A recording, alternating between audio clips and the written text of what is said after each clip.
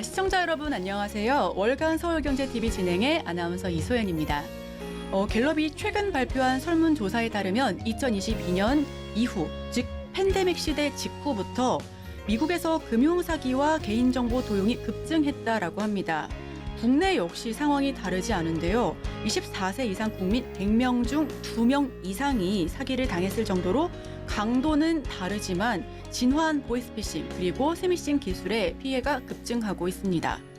오늘 양지민 변호사님과 칼들지 않은 살인이라 불리는 사기, 그리고 그를 주도하는 보이스피싱과 스미싱에서 소중한 내 자산을 안전하게 지키는 방법 알아보도록 하겠습니다. 우선 변호사님 안녕하세요. 네, 안녕하세요. 양지민입니다. 네, 우리 월간 서울경제TV는 너무 오랜만에 다시 와주셔서 시청자분들께 한 말씀 부탁드릴게요. 네, 안녕하세요. 양지민입니다. 사실 이제 오늘 해야 될 이야기가 뭔가 범죄와 연관된 이야기라서 사실은 크게 재밌지는 않을 수 있는데 그래도 유용한 정보니까요. 제가 최대한 좀 쉽게 풀어서 설명해 드리도록 하겠습니다. 네, 고맙습니다. 우선 우리 변호사님께서 굉장히 화려한 이력을 자랑하고 계셔서 이력 브리핑을 하고 싶지만 넘어가도록 하겠습니다. 네, 또 저희 선배님. 네네네. 네, 반갑습니다. 네, 반갑습니다. 네. 우선 저희 월간 서울경제TV 이제 본격적으로 들어가 볼 텐데요. 오늘 주제가 또 말씀해 주신 것처럼 워낙 무겁다 보니까 가볍게 다루지는 않으면서도 또 너무 무겁게 들어가진 또 않도록 가볍게 또 이야기를 나눠갈 수 있도록 해보겠습니다. 네. 첫 번째 질문 바로 드릴게요. 금융사기의 심각성에 대해서도 많이 알고 계시고 또 최근에는 드라마나 영화로도 많이 다뤄지고 있는 소재이기도 하잖아요. 저뿐만 아니라 우리 주변 지인들도 사실 그런 사례가 없진 않거든요. 강도는 다를 뿐이지. 최근 5년 동안의 통계를 바탕으로 우리 변호사님께서는 이 심각성에 대해서 어떻게 생각하고 계신지 한번 그 질문 첫 번째로 드려볼게요. 사실 우리가 처음에는 이제 금융사기다라고 하면 뭔가 굉장히 부유한 돈 많은 사람만 당할 수 있는 그런 사기범죄 아닌가라는 생각을 하실 수가 있어요. 그런데 금융사기라는 이 말 안에는 굉장히 다양한 범죄들이 포함이 됩니다. 우리가 흔히 말하는 보이스피싱이라는 것부터 해서 굉장히 다양한 유형들이 있다라고 보실 수 있을 것 같아요. 그런데 이제 이 금융사기 피해가 그러면 어느 정도 되느냐라는 것을 좀 보면 최근 3년간 금융사기 피해자가 한 200만 명 정도 된다라는 통계가 있습니다. 피해액을 따지면 이게 46조 원이 넘는다라고 하거든요.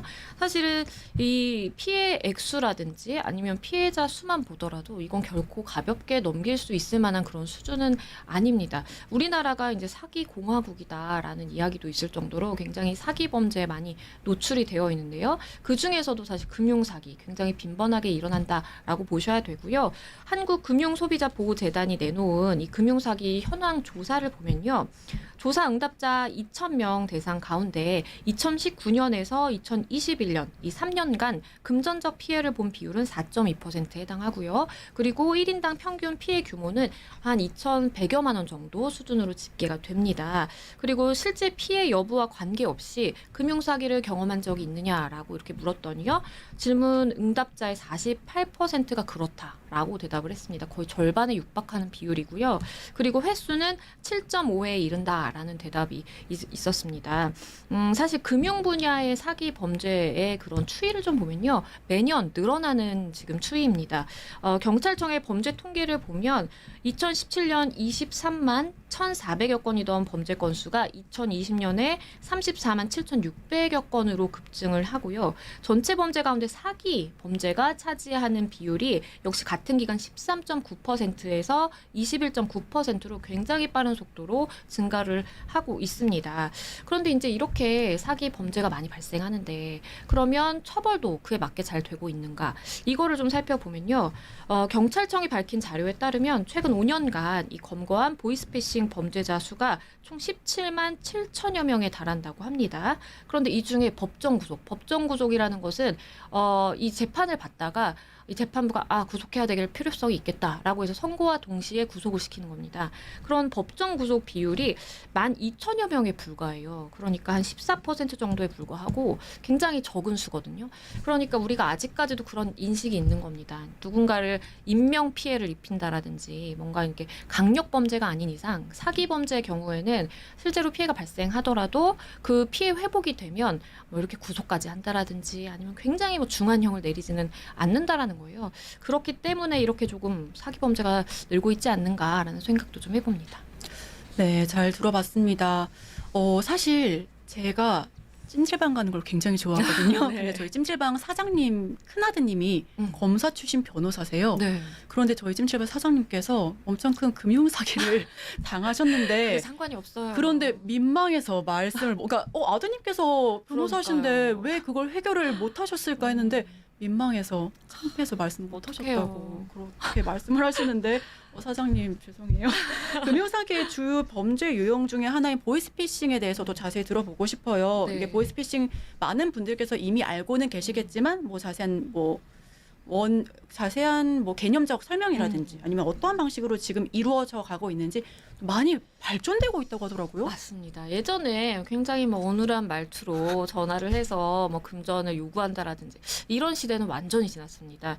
보이스피싱이란 전화 금융 사기를 이야기를 하죠. 이렇게 전화를 걸어서 피해자를 기망한다라든지 아니면 협박을 통해서 개인 정보를 빼낸다라든지 아니면 금융 정보를 요구를 한다라든지 그렇게 해서 피해자로 하여금 금전을 이체하도록 할 수도 있고요. 굉장히 다양한 수법으로 이루어집니다. 우선 첫 번째로 생각해 볼 수 있는 건 옛날부터 이제 많이 발생했던 지인이라든지 가족을 사칭하는 이제 유형이 있죠. 그러니까 내가 아빠 나 갑자기 핸드폰 잃어버렸어. 아니면 내가 액정이 깨져서 그런데 이거 수리비하기 얼마 좀 줘. 이렇게 이제 메시지를 보낸다라든지 그러면 요새는 사실은 아무도 속지 않으세요. 워낙 그렇게 범죄가 많이 발생했고 피해를 당했다라는 걸 알고 있기 때문에 요즘에는 이제 이런 사칭해서 하는 거 굉장히 좀 드물고요.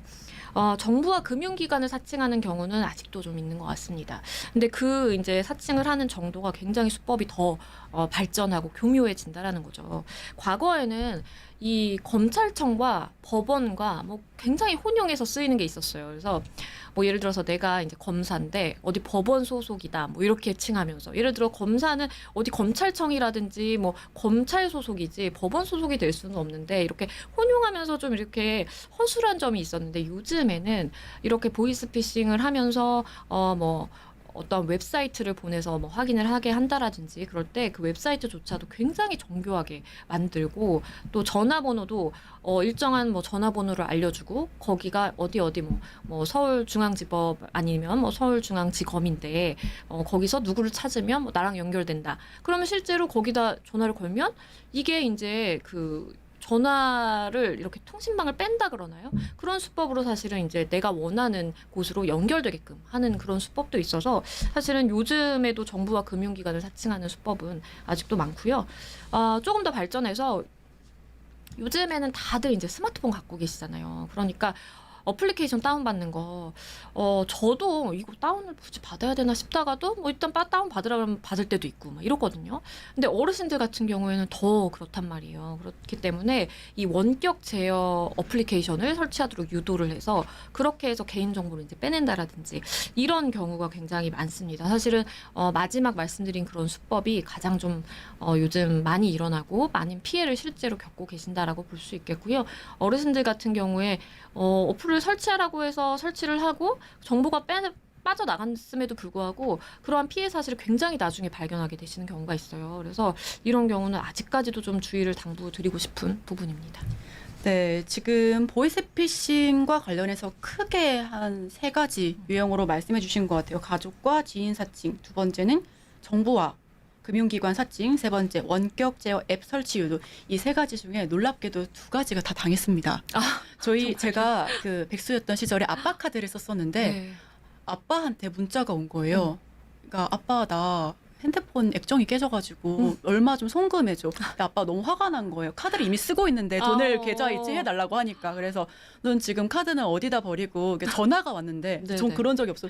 나 너무 억울하다. 난 아니다. 그래서 그때 이제 예방이 됐고 그 2번째 다행이네요. 말씀해 주셨던 안녕하세요. 지금 서울강력 범죄수사대 누구누구 수사관입니다. 네, 그렇죠. 본인의 계좌가 타인에게 무단 도용됐습니다. 그렇죠. 이와 관련해서 개인정보. 그렇죠. 네, 제가 또 저희 집에 또 검찰 쪽에 네. 아는 분이 계셔가지고 검사가 계셔가지고 제가 당시에 너무 어려서 덜덜 떨면서 죄송한데 저희 외삼촌이 거기 계신데 한번 전화하고 나서 다시 이 번호로 연락드려도 될까요? 이렇게 해서 그분이 바로 끊으셨던 황급히. 다행이네요. 네, 그렇게 해서 살짝 이제 지나가긴 했지만 네. 저희뿐만 아니라 정말 많은 분들께서 겪고 계신 이야기일 것 같아요. 그쵸. 자, 그렇다면 이제 보이스피싱 이야기를 넘어서 스미싱과 관련해서는 단어 자체도 좀 익숙하지 않다라고 하시는 분들도 많으실 것 같은데 상대적으로 생소해요. 이 스미싱을 통한 사기 범죄 주요 수법은 어떤 게 있는지, 스미싱 자체는 또 어떤 뜻인지 그걸 부탁드릴게요. 네, 그러니까 보이스피싱 같은 경우에는 내가 어쨌든 전화를 걸어서 나의 음성을 통해서 이렇게 상대방을 기망한다라든지 협박하는 그런 경우라고 한다면, 스미싱 같은 경우에는 이제 문자를 통해서 하는 겁니다. 사실은 전화를 걸려면 일일이 한 명 한 명에게 전화해서 시간을 들여서 이제 이렇게 해야 노력도 안 되는데, 한다는 거예요. 그렇죠. 스미싱은 그냥 쫙 뿌립니다. 그래서 그 중에 한두 명만 걸리더라도 어쨌든 범죄 피해가 발생하기 때문에 과거부터 지금까지도 많이들 이제 발생하는 그런 피해 중에 하나고요. 스미싱이라는 것은 우리가 문자를 이제 SMS라고 하는데, SMS와 피싱의 이제 결합어입니다. 그래서 무료 쿠폰을 제공한다라든지 아니면 뭐 돌잔치 뭐 초대합니다 하고서 이제 링크를 보내는 거예요. 그러면 아닌데 난 돌잔치 누구 갈 사람 없는데 누구 돌잔치라는 거지 하고 이제 그 링크를 클릭하는 순간 이 악성 그 펌웨어라든지 그런 프로그램을 나의 핸드폰에 깔리게 되면서, 그러면서 내 전화번호부라든지 앨범이라든지 이런 정보에 다 접근이 가능하게 되는 거거든요. 그렇기 때문에 가장 중요한 것은 사실은 문자가 왔을 때 나랑 관계가 없는 것으로 보인다라고 한다면 그러면 이제 클릭을 안 하는 게 가장 좋고요. 근데 이제 많은 분들이 궁금해서라도 클릭을 해보게 되고, 스미싱 이런 범죄를 하는 사람들 같은 경우에 굉장히 조직적으로 사람들의 구미가 당길 만한 그러한 내용으로 좀 보냅니다. 예를 들어서 얼마가 언제까지 청구가 될 예정입니다. 해외 결제 얼마 이러면, 아니 나는 돈이 나간 적이, 나는 사용한 적이 없는데 내 돈이 나가면 어떡해? 라면서 이제 클릭을 하게 되거든요. 그렇기 때문에 사실은 스미싱 같은 경우에 요즘에도 많이 이제 피해가 발생하게 되고요. 출처가 확인되지 않은 그런 뭐 문자 메시지 같은 경우에 아예 이제 클릭을 안 하시는 게 방법이고, 만약에 이제 그러한 어플리케이션이 설치가 됐다라고 한다면 뭐 아예 핸드폰을 초기화해야 될 수도 있고요, 사실. 그리고 이제 빨리 신고를 하는 것도 하나의 방법입니다. 네, 아예 초기화를 하거나 빨리 신고하는 것이 방법이다. 약간 방어적인 그런 그렇죠. 수단밖에 없네요. 네. 최근 사기범들의 수법이 좀 빠르게 변화하고 있는 것 같아요. 더 지능적이고 더 똑똑해지고 있는 것 같은데, 특히 기술적인 측면에서도 진화하고 있는 점도 있다라고 하는데 그 부분에 대해서도 설명을 해주시면 좋을 것 같고요. 이 SNS에서 초보자도 할 수 있는 재테크, 자산 관리 1위, 맞아요. 나에게 DM을 이런 거, 그것도 이제 광고도 금융사기 일종으로 볼 수 있을지. 네. 일단은 먼저 보이스피싱을 예로 들어서 이제 설명을 드리면, 앞서서도 말씀을 드린 것처럼 요즘에 뭐 그런 어눌한 말투로 전화를 걸어서 뭐 금전을 요구한다라든지 이런 수법은 굉장히 과거의 수법이고요. 요즘에는 왜 막 070 번호 뜨면은 이거 보이스피싱이야 내지는 뭐 쓸데없는 전화하고 안 받으시잖아요. 그런데 그거를 다 이제 보이스피싱 범들도 압니다. 그렇기 때문에 중계기를 사용해서 이 070 전화번호를 이제 국내 번호 뭐 02라든지 010이라든지 이렇게 국내 이제 발신 번호로 바꿔서 전화를 하게 되는 이런 중계기를 굉장히 많이 사용합니다. 그렇기 때문에 중계기라는 것도 사실 이제 어디서 들었지라고 생각을 해보시면, 얼마 전에 있었던 그 대치동에서 마약 음료 사건 생각을 해보시면, 이제 학생들이 마약 음료를 먹고 부모님들에게 이렇게 전화해서 협박을 하면서 돈을 갈취하려고 했던, 그때도 전화번호가 다 이제 국내 번호였어요. 그래서 알고 보니까 중국에 총책이 있는 상황이었고, 우리나라에 이제 중계기를 심어놓고 그 중계기를 통해서 사실은 이제 부모들에게 전화를 하는, 이제 마약과 보이스피싱의 결합 범죄여서 굉장히 많은 분들이 그때 당시 이제 충격을 받으셨는데, 그것도 역시 이제 보이스피싱 범죄가 어떻게 보면 좀 진화한 그런 수법의 하나라고 좀 볼 수가 있겠고요. 그리고 앞서서 설명을 해주신 것처럼 그 초보자도 할 수 있는 뭐 재테크 하면서 뭐 부업 뭐 당신도 할 수 있어요 뭐 이런 거 있잖아요. 네. 저도 굉장히 좀 많이 그런 메시지 봤는데 그게 다양한 범죄로 사실 연결이 될 수가 있어요. 이게 어떤 쪽으로 유도를 하는지에 따라서 좀 달라지는 것 같은데요. 우선 처음에는 그럴싸한 페이지, 내가 이제 이렇게 해서 돈을 많이 벌었다, 뭐 예금 잔고를 이렇게 찍어서 올리기도 하고요.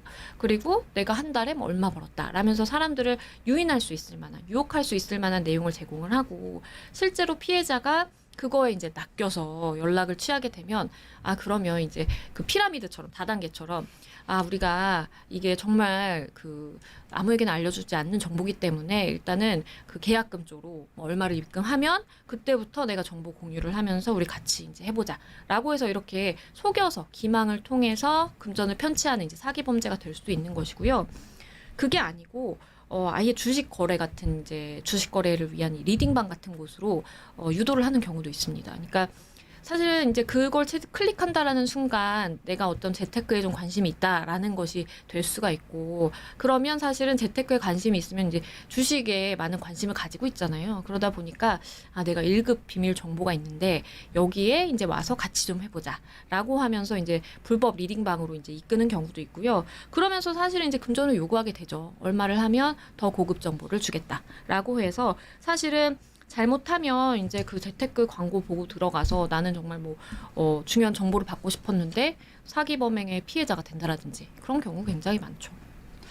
네, 지금 말씀해 주셨던 것처럼 사실 경제 아나운서들이 가장 당황스러운 게 노란톡방에서 이소연 앵커와 함께하는 그렇죠. 주식 공부 땡땡땡 앵커와 함께 합시다. 그러니까 제가 진행하는 프로그램 이름을 따가지고 이 프로그램을 진행하는 앵커가 들어가 있다. 이런 부분들이 진짜 많이. 그러니까 이소연만 치면 리딩방이 이렇게 있는 거예요. 근데 저만 신고를 하면 안 되고 최소 몇 명 이상이 신고를 해줘야 그 페이지가 없어진다고 하더라고요. 네. 모르시는 분들은 이 방송국에 이 앵커가 들어가 있다고 하고 이 사람과 같이 공부를 한다고 하네. 피해를 당할 수도 있을 것 같아요. 그렇죠. 사실 혹하게 하는 게 그 사람들의 이제 목적이기 때문에 누군가 이름을 딱 신뢰할 만한 사람의 이름을 딱 걸어놓고 유인을 하는 게 사실은 그들 입장에서 굉장히 효율적이죠. 네. 그리고 또 이제 최근 주식 그리고 코인 전문가를 사칭하는 범죄가 증가하고 있는 가운데 나도 모르게 피해자, 이제 이게 저희 사례가 되겠죠. 공범이 되는 그런 사례도 있다라고 하는데 그런 사례에 대해서도 설명 부탁드릴게요. 그러니까 말씀해 주신 것처럼 이게 뭐 원금의 몇 배까지 내가 수익을 보장해 주겠다 내지는 정말 최고급 정보다라면서 이제 말씀해 주신 것처럼 누구 굉장히 이제 유명한 사람 뭐 이렇게 앵커님이 될 수도 있고 누구 전문가가 될 수도 있고 유명한 사람의 이름을 걸고 그 사람의 이제 정보다라는 식으로 이렇게 정보를 하나씩 던지게 되는데요.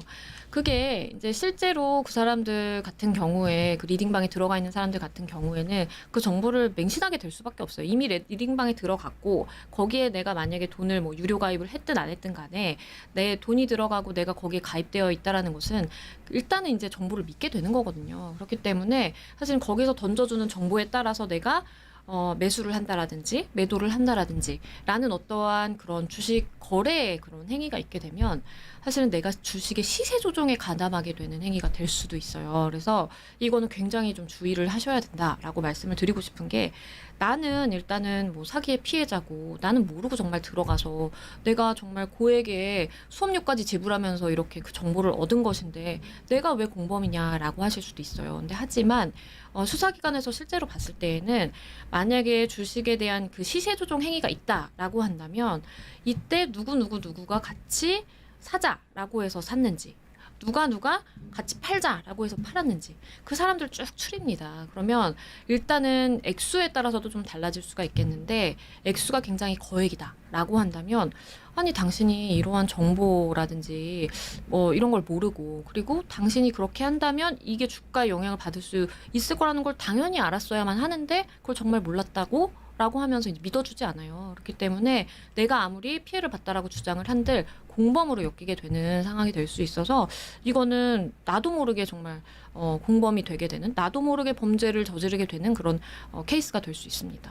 근데 이거는 정말 나도 모르는 사이에 공범이 될 수 있는 그런 부분이잖아요. 그런데 고액 알바로 엑셀만 하면 된다. 여기 그냥 앉아 있으면 되고 전화만 받으면 된다 해서 알바로 유인을 해서 나는 진짜 이게 이런 곳인지 몰랐다라고 하시는 분들, 나도 피해자다, 나는 공범이 아니다. 근데 제가 궁금한 게 이거 기사로 얼마 전에도 봤거든요. 정말 몰랐을까요? 이렇게 고액인데? 그래서 일반적으로 보이스피싱 범죄 같은 경우에도 이제 실제로 그런 총책들이 현장에 나서진 않거든요. 그냥 다 사실 뭐 고액 알바다. 어디 가서 뭐 누군가가 전달한 그 봉투만 가져오면 그러면 이제 뭐 얼마를 주겠다라고 해서 이제 가담하게 되는 경우가 있어요. 그런데 처음에는 보이스피싱 범죄가 초창기만 하더라도 그런 사람들 같은 경우에 몰랐다. 난 진짜 알바라고 생각했는데요. 라고 하면 그 말을 믿어줬어요. 그런데 요즘에는 워낙 이런 보이스피싱이 많다. 뭐 어디 가가지고 시골에서 돈봉투 비닐봉지에 넣어가지고 돈을 뭐 받아가지고 한다더라. 그런데 거기에 뭐가 들어있을지 정말 몰랐다고. 돈일지는 몰랐을지언정 뭐 마약이라든지 정말 범죄에 연관되었을 가능성이 전혀 없었다라고 생각했다라고 이렇게 이제 수사기관에서 물어요. 그렇기 때문에 내가 아무리 몰랐다고 한들 그 말을 100% 믿어주지는 않고 우리가 법적으로 이제 얘기를 하다 보면 그런 얘기가 있습니다. 나의 법적인 지식의 무지는 그것이 무죄가 되지는 않는다라고 얘기를 해요. 그래서 내가 아무리 난 몰라서 그랬다라고 한들 일반인의 상식에 비추어서 합리적으로 생각을 해봤을 때 알았어야만 했다라고 하면 범죄의 책임을 지게 될 수도 있습니다. 맞습니다. 지금 말씀해 주셨던 것처럼 누구나 다 이렇게 고액 알바를 하면은 그렇죠. 누가 그런 좀 힘든 일을, 굳은 일을 하겠습니까? 그런데 리딩방 운영자가 악의적으로 그리고 시세 조정이나 주가 조작을 하기 위해서 이렇게 뭐 톡방을 마련하고 거기서 결제를 했을 때 이거 돌려받을 수 있나요? 실질적으로 돌려받게 되지 못할 가능성은 굉장히 높죠. 왜냐하면 일단은 내가 뭐 아무리 민사소송을 승소를 한들 아니면 내가 형사소송에서 이제 피해자가 되든 그 행위를 한 가해자 입장에서 그 자력이 있어야 됩니다. 경제력이 있어야만 뭔가 집행을 해서 받아올 수가 있거든요. 그런데 대부분 이런 리딩방을 운영한다라든지 어떠한 금융사기를 저지르는 가해자들 같은 경우에는 실질적으로 돈을 다 써버린다라든지 아니면 뭐 유흥비로 탕진한다라든지 뭐 그냥 그런 경우가 되게 많아요. 아니면 다른 사람 명의로 돌려놓을 수도 있고 그렇게 되면 실질적으로 그 사람 재산이 없기 때문에 강제적으로 집행을 해서 받아올 수 있는 방법이 없을 수 있고요. 그리고 만약에 내가 이것이 불법적이라는 것을 알고도 거기에 뭔가 가담을 해서 돈을 건넸다. 그러면 이제 우리가 민사적으로 불법 원인 급여라고 해서요. 불법적인 것에 대해서 내가 알고도 그러한 뭐 대가를 지불했다라고 한다면 그것은 원칙적으로 반환 청구를 할 수 없도록 해두었기 때문에 실질적으로 내가 아무리 피해 금액이 있다라고 하더라도 돌려받지 못할 가능성도 굉장히 높습니다. 네, 원칙적으로 돌려받기 어렵다라는 말씀까지 해주셨고요. 만약에 그럼 보이스피싱이나 스미싱으로 인한 피해를 당했을 때, 그러니까 예방하면 가장 좋겠지만 이미 당했을 때, 그럼 첫 번째로 가장 먼저 빠르게 취해야 할 행동은 뭘까요? 우선은 그 돈이 다른 데로 빠져나가는 걸 막아야 되겠죠. 그렇기 때문에 일단은 내가 피해를 본 그 돈이 들어가 있는 그 금융회사라든지 아니면 금융회사 뭐 콜센터라든지 거기에 이제 즉시 연락을 취하셔가지고 이 피해가 이렇게 발생했다라고 피해 신고를 하시고 더불어서 계좌 지급 정지 신청을 하셔야 돼요. 이게 뭐 경찰청 112나 아니면 금감원 1332에서도 이제 가능하기는 한데요. 일단 가장 중요한 것은 이미 내가 어디로 속아서 금전을 뭐 이렇게 송금을 했을 때 그 돈이 그냥 현금화돼서 빠져나갔다라든지 뭐 제3자의 선의의 제3자에게 빠져나갔다라든지 그러면 그거를 돌려받기는 굉장히 어렵습니다. 그렇기 때문에 일단은 그 돈을 묶어두는 게 가장 중요하고 그러기 위해서는 이 계좌 지급정지 신청 가장 첫 번째로 하셔야 되고요. 그리고 내가 이미 뭐 내 개인정보가 다 이제 어플리케이션을 통해서 악성 프로그램을 통해서 빠져나가는 것이 조금 우려가 된다라고 하는 경우라면 일단은 휴대전화 앞서서 말씀드린 것처럼 초기화하거나 앱을 삭제하는 게 가장 우선이겠고요. 그리고 내 정보가 어떻게 빠져나가서 어떻게 사용됐을지를 모르잖아요. 그런 경우에는 금감원 개인정보 노출자 사고 예방 시스템이라는 게 있습니다. 그래서 여기에 접속을 하셔서 신규 계좌 개설이라든지 내 명의를 이용한 금융거래를 아예 차단을 시킬 수가 있어요. 그래서 이렇게 차단을 시켜놓는 것도 더 큰 피해를 막을 수 있는 방법 중에 하나고요.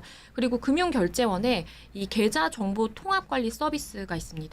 거기에 접속을 하시면 내 계좌에 지급정지 신청을 할 수 있습니다. 혹시 뭐 내 계좌 관련돼서 뭐 공인인증서라든지 이런 비밀번호 다 이제 빼내간 경우 있잖아요. 그런 경우에 이제 내 통장에서 계속해서 돈을 빼나갈 수가 있기 때문에 그걸 막기 위해서는 내 계좌도 아예 묶어놓는 그런 조치도 필요하고요. 그리고 한국정보통신진흥협회 명의 도용 방지 서비스가 있습니다. 여기에 접속을 하시면 혹시나 이제 내 명의를 도용해서 대포폰을 만들 수 있거든요. 그러면 내 명의가 도용돼서 뭐 휴대전화가 몇 개가 개설됐는지 뭐 그런 것도 파악을 할 수 있어서 어쨌든 어떠한 법적인 조치나 뭐 차단 조치나 취할 수가 있어서 이렇게 우선은 이 스텝별로 하나하나씩 밟아 나가시는 게 가장 중요합니다.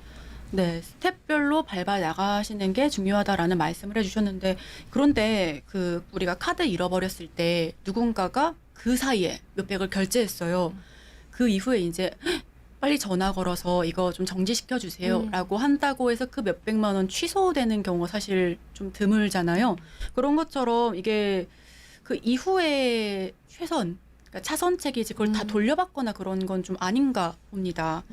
네, 금융사기 피해자가 받을 수 있는 법적인 조치가 뭐가 있는지도 궁금하고요. 피해자가 알아야 할 기본적인 주요 법률이 있을지도 궁금한데요. 이 부분과 관련해서도 개선책이 좀 나오고 있는지 바로 여쭤보겠습니다.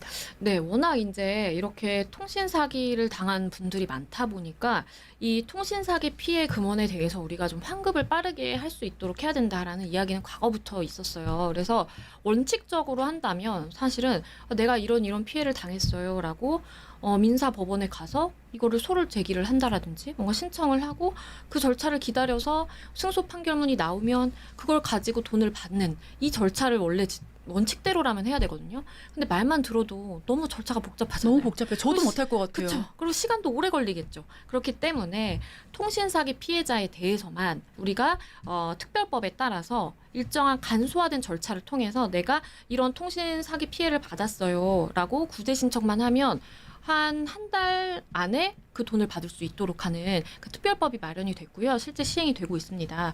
우선은 내가 이렇게 구제 신청을 하면요. 일단 지급 정지가 됩니다.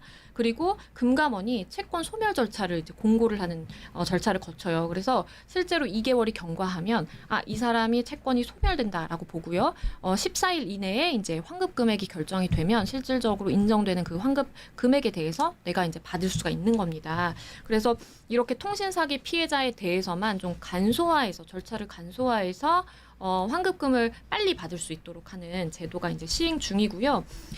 처음에는 굉장히 제한적으로 이제 이게 제도가 운영이 됐어요.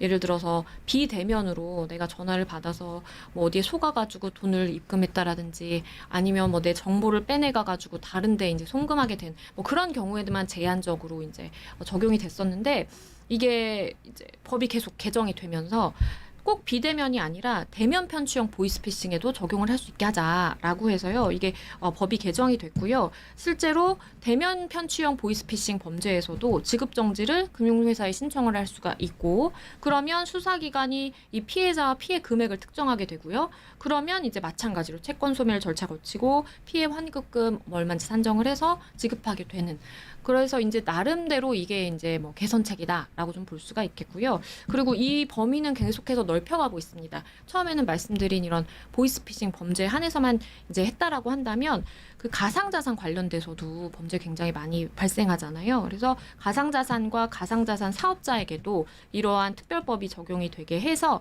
만약에 이제 가상자산화 되어 있는 그런 피해 금액이 있다라고 한다면 이걸 빨리 좀 돌려줄 수 있도록 하게 하는 개선책은 계속해서 좀 나오고 있다라고 보입니다. 네, 개선책이 계속해서 나오고 있다. 간소화된 구제신청 특별법이 시행되고 있다라는 말씀을 해주셨는데 참 피해자가 얼마나 많았으면 이게 이렇게 빨리빨리 진행이 됐을지 참 아쉽기도 합니다. 자, 그럼 보이스피싱의 피해에 대해서 처벌에 관련된 수위도 한번 들어보고 싶은데 사실 우리 드라마만 보더라도 정말 엄청난 그런 처벌이 이루어지지 않기 때문에 히어로가 등장해서 그 기지를 폭파시키거나 그런 기대감이 나오는 영화들이 나오고 있는 것 같은데 진짜 처벌은 어느 정도 받나요?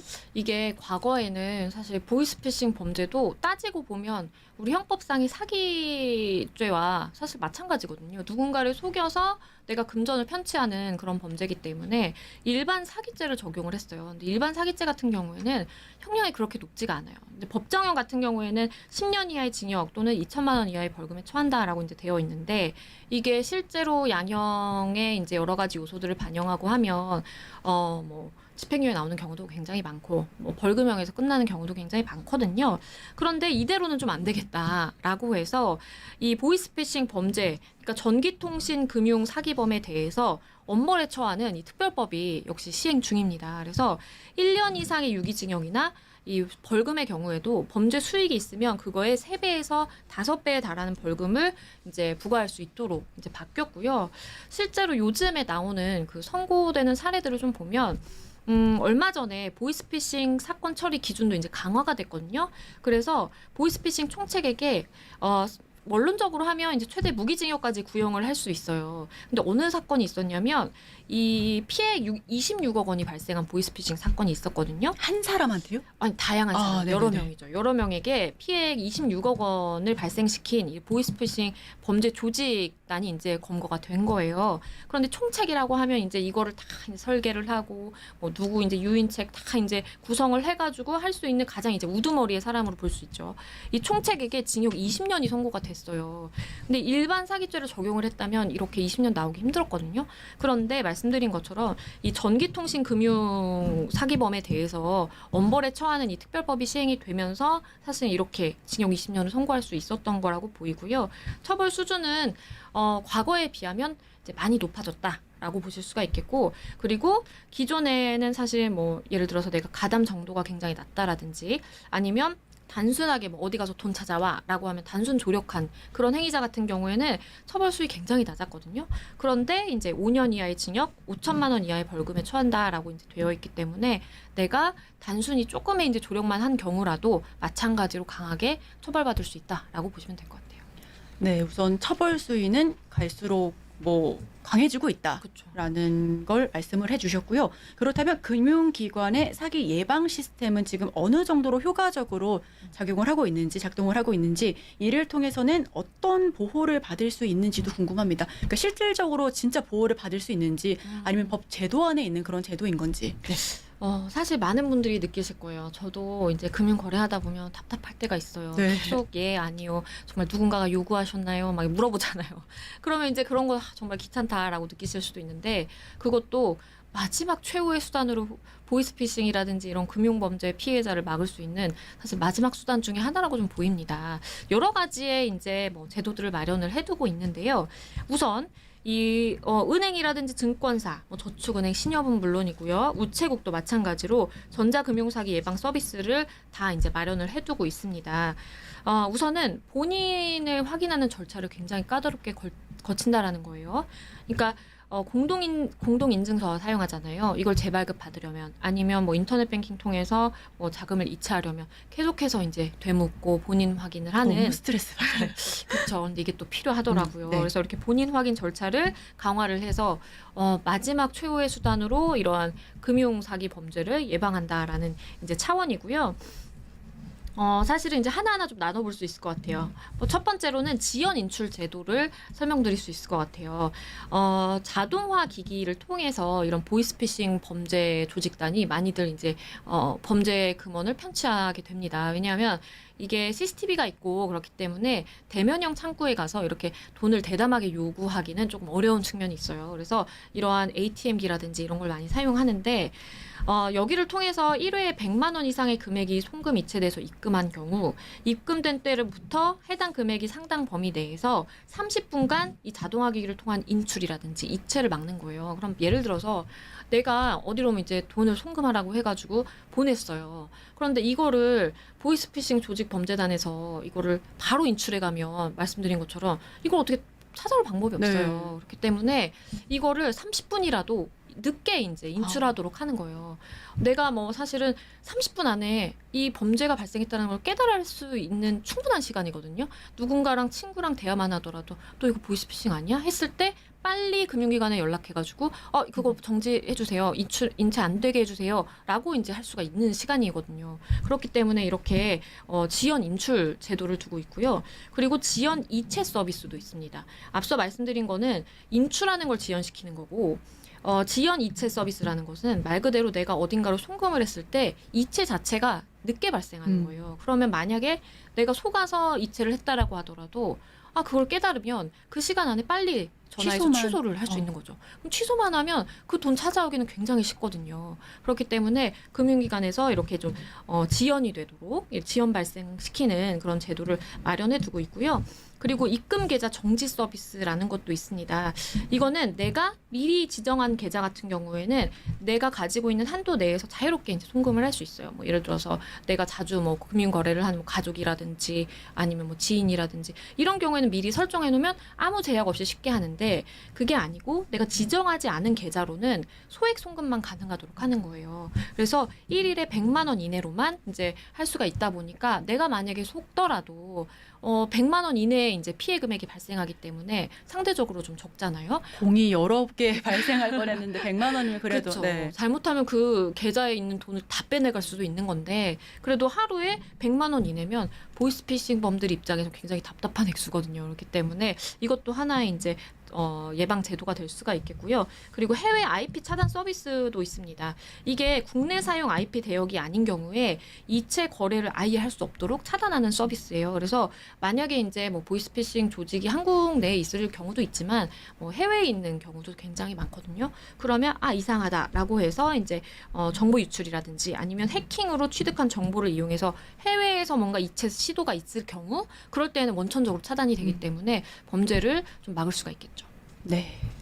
전자금융 사기 예방 서비스가 이제 좀 우리 변호사님께서 나눠주셨을 때 지연 인출 제도 그리고 지연 이체 서비스, 입금 계좌 지정 정지 서비스 그리고 해외 IP 차단 서비스 이게 귀찮더라도 하나하나 스텝 바이 스텝으로 좀 정리는 되어 있는 것 같습니다. 예방책은 되어 있는 것 같은데 모바일 간편 결제가 좀 많이 확대되고 있잖아요. 간편하기는 하지만 여기에서 부정 결제라든지 아니면 개인정보 노출 등 이 사고라든지 위협도 함께 높아졌다라는 부분도 있는데 모바일 간편 결제를 악용한 좀 사기 위험 거기서도 개인이 스스로 할 수 있는 예방 방법이 있는지도 궁금합니다. 네, 일단은 뭐 말씀해 주신 것처럼 요즘에는 간편 결제가 정말 생활화된 것 같아요. 저도 네. 굉장히 많이 사용하거든요. 이게 내가 혹시나 카드 뭐 다 입력하지 않아도 되니까 너무 편하고 그리고 뭐 얼굴 인식이라든지 이런 걸로 그냥 바로 이제 되기 때문에 굉장히 편리하잖아요. 네. 근데 그만큼 좀 위험도 있다라고 봐야 될 것 같아요.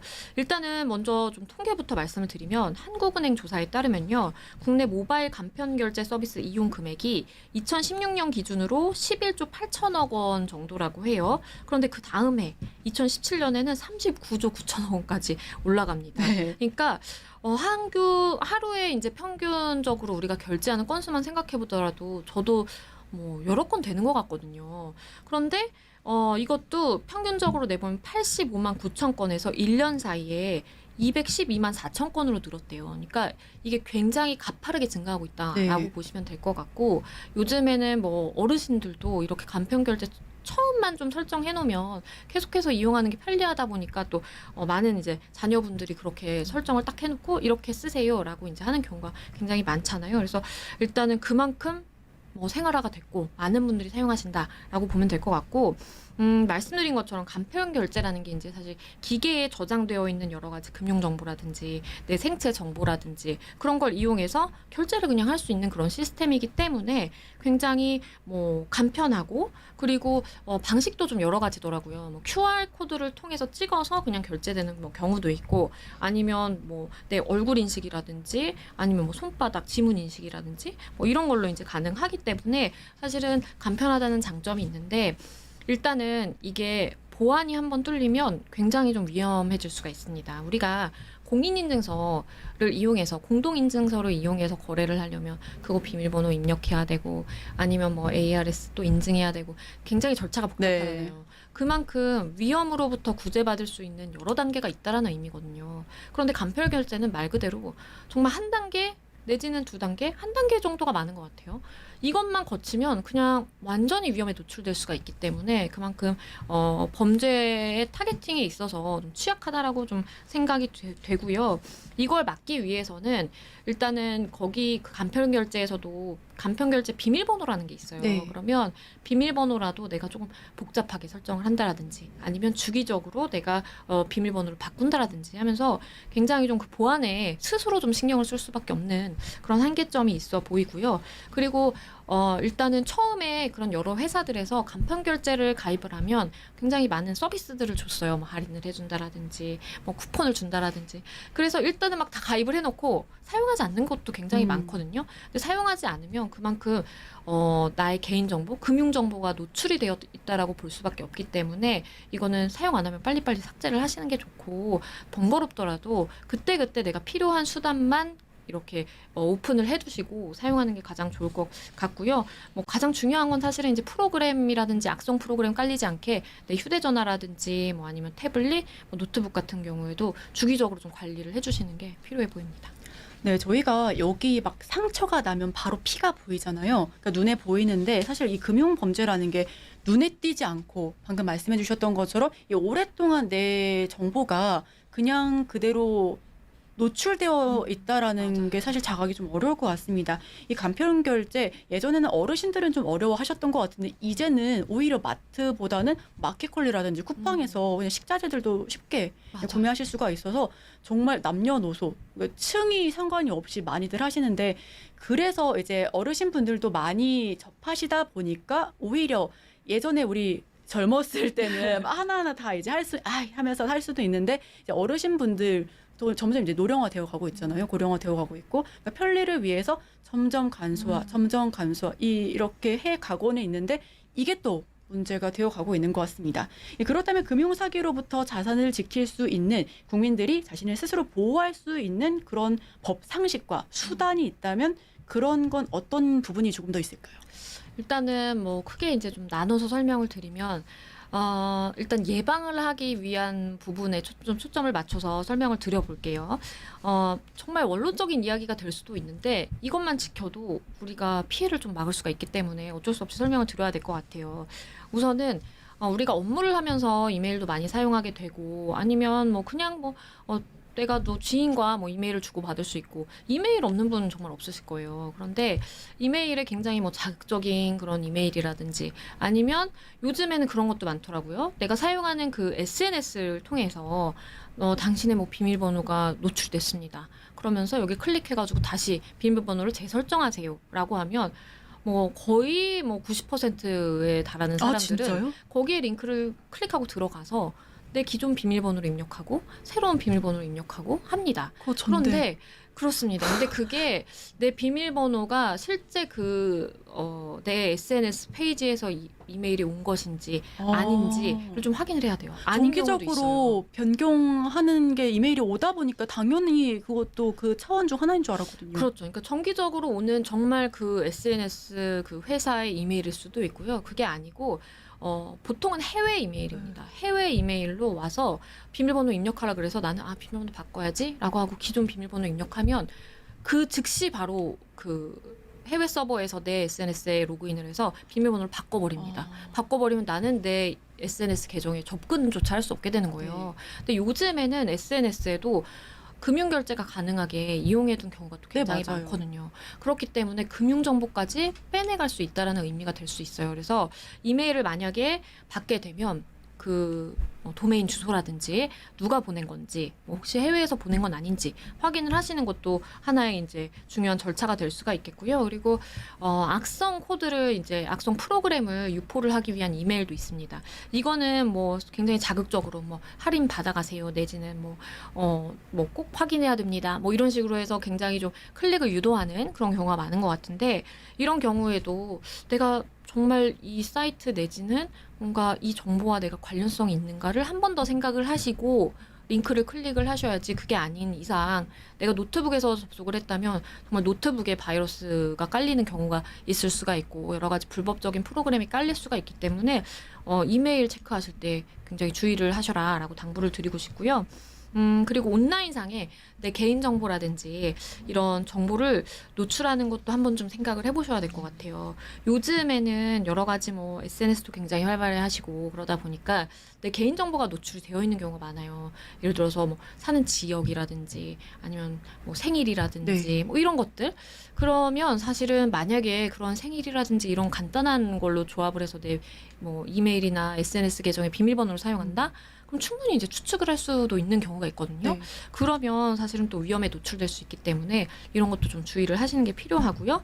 그리고 이제 우리가 지금 금융사기에 대해서 이야기를 하고 있잖아요. 그러니까 뭐 인터넷 모바일 뱅킹 안 쓰시는 분 없을 거고 네. 과거에는 뭐 우리가 무슨 뭐 직접 가서 하던 시절이 있었고 그다음 폰뱅킹 시절이 있었고 그다음 뭐 이렇게 인터넷 뭐 이체를 하게 되는 그런 시절이 이제 왔고 모두가 정말 사용을 다 하고 있죠. 그렇기 때문에 그만큼 편리함이 온 만큼 내가 위험을 관리하기 위해서는 내가 관리를 꾸준하게 신경을 쓰는 수밖에 없다라는 것을 좀 인정을 하셔야 될 것 같고요. 시간이 걸리더라도 이 금융기관에서 사용하라고 하는 그 권장되는 보안 프로그램 다 사용을 하셔야 되고, 그리고 내 보안카드라든지 뭐 인증서 잘 관리를 하시는 게 중요할 것 같고요. 그리고 특히나 금융정보 관련해서는 저는 비밀번호를 좀 다르게 설정하시는 것도 필요할 것 같아요. 왜냐하면 우리가 좀 기억을 하기 힘들다 보니까 네. 모든 비밀번호 다 통일해가지고 쓰고 뭐 그러잖아요. 근데 그게 아니라 금융정보만이라도 조금 별도로 관리를 하시는 게 어떨까 싶고요. 그리고 전자금융사기의 경우에는 뭐 수법을 좀 미리 우리가 많은 곳에서 뉴스라든지 이런 걸 통해서 접해서 익히고 그러한 비슷한 것이 의심이 된다라고 한다면 사실은 접근을 하지 않으시는 게 가장 좋은 좀 예방법이 되겠다라는 생각이 들고요. 더불어서 만약에 뭐 내가 이렇게 다 했지만 피해를 어쩔 수 없이 봤다라고 한다면 앞서 설명드린 것처럼 바로 신고를 하시든 아니면 금융기관에 연락을 하셔서 지급정지 신청을 하시든 관련 절차를 좀 익혀두시고 이게 당황하면 사실 생각이 안 나거든요. 네. 그래서 내가 만약에 그런 피해를 당하게 되면 어떻게 빨리빨리 어디에 연락을 해야 되는지 늘 숙지를 하고 계시는 것도 하나의 방법이 될 수 있을 것 같아요. 얼마 전에 굉장히 많이 유행했던 수법인데요. 우리 코로나 때문에 많은 이제 소상공인들이 자영업자분들이 굉장히 힘든 시기를 겪었잖아요. 근데 그때 이제 소상공인 대상, 자영업자 대상 소액 대출이라고 해가지고 마치 정부가 운영하는 정부 기관이 운영하는 그런 대출 기관인 척 문자를 보내서 거기에 이제 피해를 받으신 분들이 굉장히 많았어요. 왜냐하면 대출이라고 한다면 기본적으로 내 기본 정보가 들어가야 되거든요. 그러다 보니까 그러한 소액 대출을 받고 싶으면 여기에 링크를 눌러서 접속을 해서 거기서 이제 내 개인 정보라든지 이런 걸 입력을 하게끔 만들어서 사실은 많은 소상공인 분들이 그 소액 대출이라도 어떻게 좀 받아보려고 들어가셔서 내 개인 정보 다 입력하시고, 그리고 대출을 받으려면 내가 어느 계좌로 받아야 되잖아요. 그러니까 내 금융기관 뭐 계좌번호라든지 이런 걸 다 이제 입력을 하다 보니까 내 주민등록번호 알고 있죠, 뭐 계좌번호 알고 있죠, 다 이제 그런 걸 빼가서 사실은 이제 많은 분들이 이제 피해를 보는 경우가 많았고, 그리고 또 다시 뭐 말씀드릴 수 있는 그 수법은 이제 그렇게 문자를 보내서 링크를 클릭했더니 이제 악성 프로그램이 깔려서 모든 정보가 다 빠져나가게 돼서 그 이후에 이제 협박까지 이어지는 그런 경우도 있어서 사실은 말씀해주신 것처럼 간절함이라는 그러한 것들을 사기꾼들은 노릴 수밖에 없고, 전자금융 사기이든 뭐 아니든 모든 사기 범죄에서 사실 그러한 약점, 간절함을 파고드는 것은 그 사기 범죄의 좀 가장 좀 죄질이 안 좋다. 그렇죠. 그리고 네. 기본적인 좀 수법이 아닌가 싶습니다. 네, 좋습니다. 마지막으로 사기를 절대 당하지 않을 수 있기 위해서 우리 변호사님께서 좀 조언하고 싶다 하시는 게 있다면 간단하게 한번 들어볼게요. 네, 저는 늘 이제 의뢰인들에게 말씀을 드려요. 이제 뭔가 의심이 갈 만하지 않았어요? 라고 이제 말씀을 드리는데, 우리가 흔히 말하는 요새 고액 알바 뭐 이런 거, 그리고 내가 정당한 대가를 지불하지 않았음에도 불구하고 나에게 굉장히 많은 그런 대가를 쥐어주겠다라고 하는 것들은 다 사기 범죄일 수 있습니다. 그렇기 때문에 세상에 절대 공짜는 없고요. 네. 뭔가 되게 혹할 만한 정보가 들어갔다라고 하면 일단 의심을 해보시고, 그리고 계속해서 강조드리는 게 내 금융정보, 개인정보는 내가 스스로 좀 보호하자라는 말씀을 드리고 싶습니다. 네, 내 개인정보는 스스로 보호하자 뿐만 아니라 이 모든 게 타당한지 한번 의심해보고 이성적으로 생각해보자 라는 말씀까지 마무리로 들어보겠습니다.